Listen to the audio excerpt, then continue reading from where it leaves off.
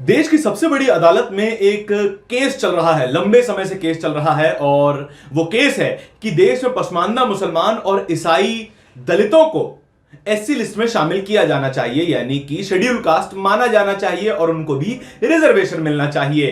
तर्क ये है कि इससे पहले वे एससी लिस्ट में शामिल थे और उनको बाद में हटाया गया है। एक तर्क और है जो कि कहता है कि जिस तरीके से दलित, सिखों और बौद्ध समाज को एससी लिस्ट में शामिल किया गया है, उसी तरीके से, उसी बिना पर पसमानदा मुसलमान और दलित ईसाइयों को भी रिजर्वेशन मिलना चाहिए, उन्हें भी एससी लिस्ट में शामिल किया जाना चाहिए। लेकिन इस पूरे मुद्दे से जुड़े हुए दो तर्क सबसे मजबूत खड़े हुए हैं और वो दो तर्क हैं हमारी आजादी के समय के और उससे भी पहले के।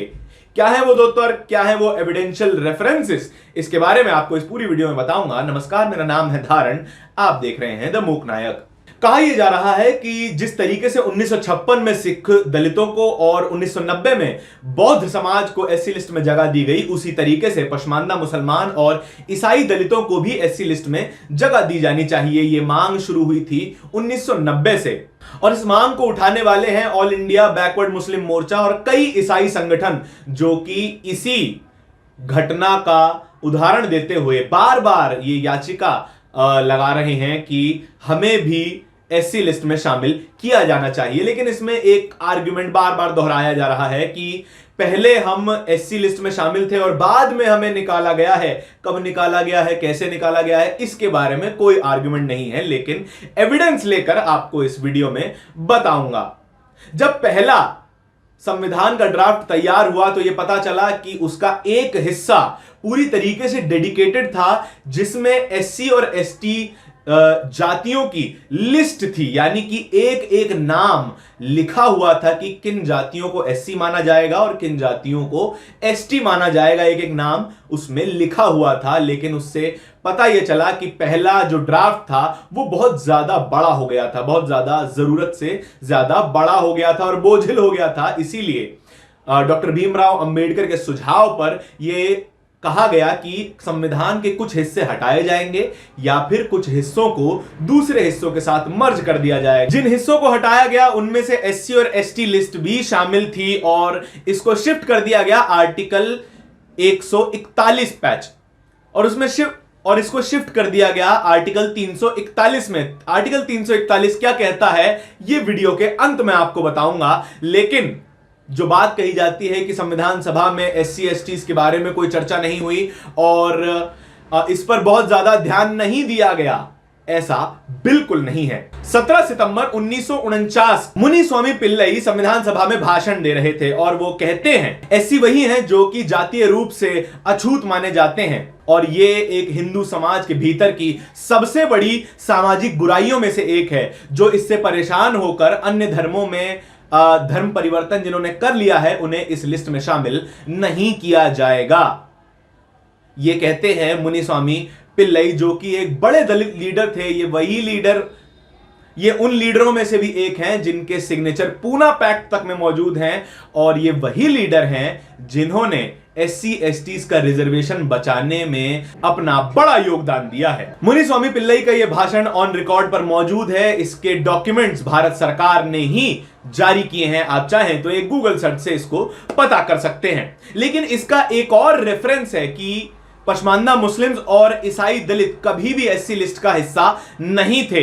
इसका रेफरेंस मिलता है 1941 में हुई जातीय जनगणना में, जो कि अंग्रेजों के द्वारा करवाई गई थी। उसमें शेड्यूल कास्ट को डिप्रेस्ड क्लास कहा गया था और सभी राज्यों को, सभी स्टेट इकाइयों को अपने अपने स्टेट्स की डिप्रेस्ड क्लास की लिस्ट बनाने को कहा गया था और उसमें एक विशेष आदेश भी दिया गया था जो कहता है कि केवल हिंदू समाज के अछूत वर्ग को ही इस लिस्ट में शामिल किया जाए और जो पहले हिंदू समाज के अछूत वर्ग में थे और उन्होंने अपना धर्म बदल के किसी और धर्म में वे चले गए हैं, उनको इस लिस्ट से बाहर रखा जाएगा। यानी कि इससे पहले भी कभी भी पसमानदा मुस्लिम और दलित ईसाई एससी लिस्ट का हिस्सा नहीं थे। लेकिन एससी लिस्ट जारी कौन करता है, कौन ये डिटरमाइन करता है कि कौन व्यक्ति, किस जाति का व्यक्ति एससी में शामिल है या फिर नहीं है, यह जारी करते हैं देश के राष्ट्रपति। संविधान के आर्टिकल 341 में देश के राष्ट्रपति को यह ताकत दी गई है कि वे किसी भी समाज को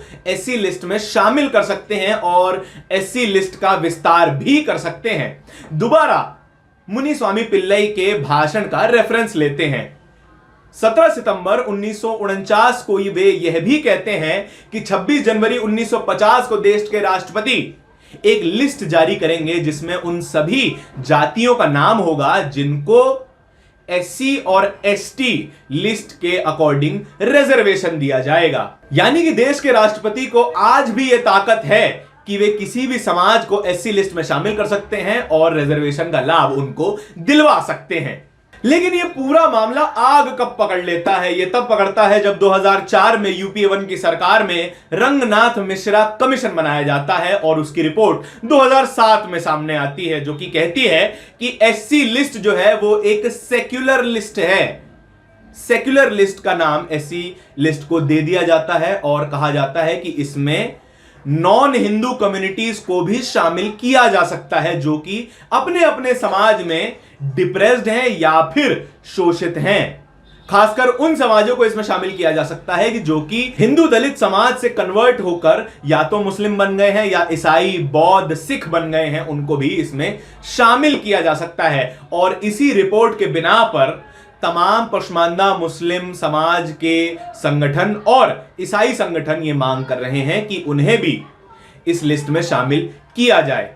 लेकिन रिजर्वेशन का गणित क्या कहता है, यह भी एक बार समझना बहुत ज्यादा जरूरी है। और यह हजारों सालों से होते आ रहे उत्पीड़न का मुआवजा है जो हमारा देश पिछले 76 सालों से उन्हें वापस कर रहा है। लेकिन यह उस कम्युनिटी के लिए अन्याय हो सकता है जो कि आज भी जातिवाद का असली दंश झेल रहे हैं। हमारे देश में एससी कम्युनिटी को 15% का रिजर्वेशन मिलता है, ओबीसी को 27 और एसटी को 7% का, और हाल ही में लागू हुआ ईडब्ल्यूएस आरक्षण 10% दिया जाता है। और ईडब्ल्यूएस आरक्षण के आ जाने के बाद से इंदिरा साहनी केस में लगी 55% की रिजर्वेशन पर कैप भी हट चुकी है। अब तमाम सरकारें, केंद्र और राज्य अपने अपने हिसाब से रिजर्वेशन में विस्तार कर सकती हैं और इसी प्रावधान के चलते पश्मानदा मुस्लिम और दलित ईसाइयों को भी अतिरिक्त प्रावधानों में रिजर्वेशन दिया जा सकता है। या फिर अगर राष्ट्रपति चाहें, देश के राष्ट्रपति चाहें, तो एससी लिस्ट में विस्तार करके उनको शामिल किया जा सकता है। लेकिन इसमें जरूरी यह होगा कि जो रिजर्वेशन अभी मिलता है यानी 15% जो एससी में रिजर्वेशन मिलता है उसको भी बढ़ाया जाए, क्योंकि 15% तो मूल दलित समाज के लिए रिजर्वेशन है।